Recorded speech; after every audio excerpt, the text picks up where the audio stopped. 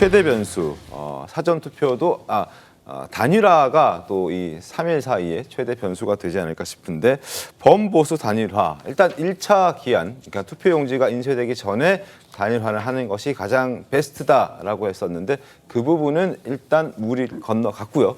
이제 나머지는 사전투표 되기 전인 28일 전까지 해야 되는 그런 상황임에 분명해 보입니다. 물론 국민의힘에서는 강력하게 욕을 하고 있고, 개혁신당은 강력하게 부정하고 있는 그런 상황입니다.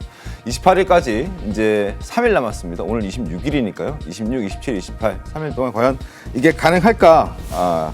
여론조사 하나 보여드리겠습니다. 보수 단일 적합도 여론조사를 저희가 보여드릴 텐데, 과연 누구로 하는 게 좋은가라는 그 부분인데요. 바로 보수 단일화 적합도를 봤더니 김문수 후보가 45.2%, 이준석 후보가 26.7%. 그래도 이준석 후보보다는 단일화를 한다면 국민의힘의 김문수 후보로 하는 게 더 좋겠다라는 의견이 조금 더 우세한 그런 상황입니다. 자, 막판 반전을 노리는 김문수 후보 입장에서는 늦어도 28일까지는 반드시 단일화를 성사시키겠다라는 의지가 강합니다. 지난 주말에도 거듭 이준석 후보를 향해서 우리는 한 뿌리다라고 설득하고 있었습니다. 계엄과 관련해서도 큰 절로 사과까지 했습니다. 김문수 후보 목소리 들어보겠습니다.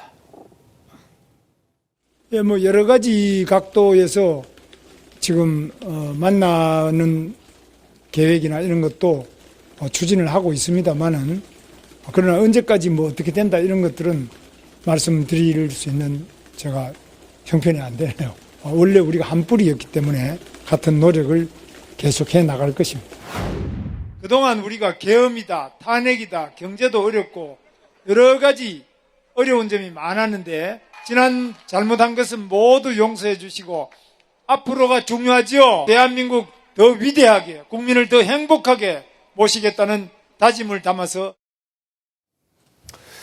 큰절로 사과한 것뿐만 아니라 대통령의 당무 개입 원천 차단이라는 당근책도 내걸었습니다. 그걸 제도적으로 그 장치를 마련해서 대통령이 당무에 개입하지 않겠다라는 부분을 명확히 입장을 밝힌 겁니다. 임승호 대변인님, 일단 이준석 후보를 향해서 여러 가지 명분과 또 실리를 주면서 우리 단일화하자라는 메시지를 연일 보내고 있는데, 어떻습니까? 지금 상황에서는? 그 투표지까지 인쇄됐는데 그만하실 때가 되지 않았나 싶어요. 사실 저 입장에서는 답답합니다. 왜냐하면 이준석 후보와 개혁신당의 입장은 단 한 번도 바뀐 적이 없습니다. 그렇다 보니 이제 여러 언론이나 주변에 있는 분들이 여러 가지 정황을 들어가지고 그래도 혹시 하는 거 아니냐라는 어떤 의심을 풍기는 그런 모습을 보이고 있는데, 네. 저는 전략적으로도 김문수 후보에게 도움이 되지 않는 단일화일 수밖에 없다라고 생각을 해요. 많은 분석을 통해서 봤을 때 이준석 후보에서 김문수 후보로 단일화가 된다고 하더라도 네. 이준석 후보를 현재 지지하고 있는 지지층이 오히려 김문수 후보에게 표가 가는 것보다 이재명 후보에게 더 갈 수 있다라는 분석도 있거든요. 그래서 일종의 김문수 후보와 이준석 후보가 함께 이재명 후보를 견제하고 있는 지금 상황에서 이준석 후보가 오히려 이 민주당과 이재명 후보의 표를 묶고 있다라는 분석도 있어요. 그래서 전략적으로도 봤을 때 김문수 후보가 과연 단일화를 계속해서 추진하는 것이 본인과 국민의힘에 도움이 되는지를 한번 돌아보셔야 될 것 같고요. 저희는 좀 답답한 상황입니다. 저희의 있는 속을 어떻게 꺼내서 보여드릴 수는 없으니까 저희는 지속적으로 단일화는 없다. 그리고 단일화에 대해서 명분과 실리 이런 것들을 제안해 주셨다고 말씀을 하셨지만 저희가 받을 수 있는 명분과 실리가 전혀 없습니다. 왜냐하면 저희는 계엄과 탄핵 문제에 대해서는 12월 3일 계엄 이후에 이미 입장을 정리한 상황에서 지금 이제 계엄 문제에 대해서 저렇게 큰절까지 하면서 걸음마를 겨우 떼고 있는 후보와 저희가 단일화를 했을 때 이준석 후보의 어떤 정치 인생으로 봤을 때도 굉장히 큰 치명타가 입을 수밖에 없는 상황이거든요. 그래서 네. 이준석 후보와 김문수 후보 모두에게 도움이 되지 않는 단일화라고 저는 개인적으로 생각을 하기 때문에 국민의힘 측에서도 이제 좀 그만하실 때가 됐다라는 생각이 듭니다. 알겠습니다. 이준석 후보는 일단 모르쇠, 또 무시 전략으로 일관하고 있는 모습입니다. 이준석 후보 목소리도 들어보겠습니다. 적어도 지금 부정선거에 대해서 의견이 비슷했던 세 후보, 황교안, 그리고 김문수 그리고 이재명 후보는 단일화해도 좋다. 그런 선거 공정성이라는 것을 의심하신 공통의 이력이 있기 때문이다. 이렇게 말씀드렸는데요. 저는 그 외에 나머지 단일화에는 전혀 관심이 없습니다. 아침에 일어나 보니까 핸드폰에 국민의힘의 의원 한 4분 정도가 안부 전화인지 어떤 목적인지 모르겠지만 연락을 해오셨던데 전혀 콜백이나 이런 거 하지 않았습니다. 국민의힘은 자꾸 이재명 후보가 수세에 몰릴 때마다 단일화 담론으로 이재명을 돕고 있습니다. 국민의힘이 마이크 끄는 것부터 이재명 후보의 몰락은 가속화될 겁니다. 자, 이준석 후보 입장에서도 두 갈래의 길이 있다. 뭐 이런 얘기도 나오고 있긴 하던데 어떨까요? 각자 도생일까요? 구자미 변호사님 아니면은 극적 단일화일까요? 저는 사실 선택지는 아직도 있다라고 생각을 하고 네. 결정이라는 거는 마지막 순간까지 지지율을 보겠다. 그걸 보고 결정하지 않을까. 왜냐하면 사실 이준석 후보 발언하는 게 김문수 후보에 대해서 그렇게 날이 서 있지는 않아요. 왜냐하면 역대 단일화를 보면은 지난 대선 때도 안철수 후보 절대 아니라 그랬었거든요.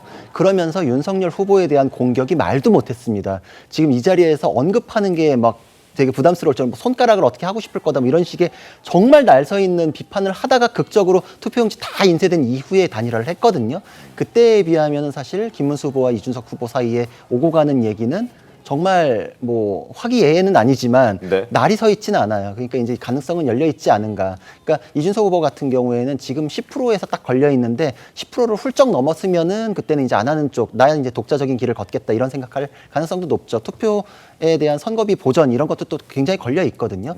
예전에 유승민 후보 같은 경우에는 6%대 지지를 받고서 당이 굉장히 재정적으로도 어려워진 문제가 지속하지 못하는 거에 연결까지 됐었던 문제가 있기 때문에 그 경험이 있는 이준석 후보로서는 다 고려할 겁니다. 그러니까 네. 10%면은 반액 보전은 되잖아요. 그러니까 여기서 딱 걸려 있는데 더 올라가느냐, 여기서 다시 내려가느냐, 여기서 결정을 하기 위한 선택지는 남아 있지 않을까.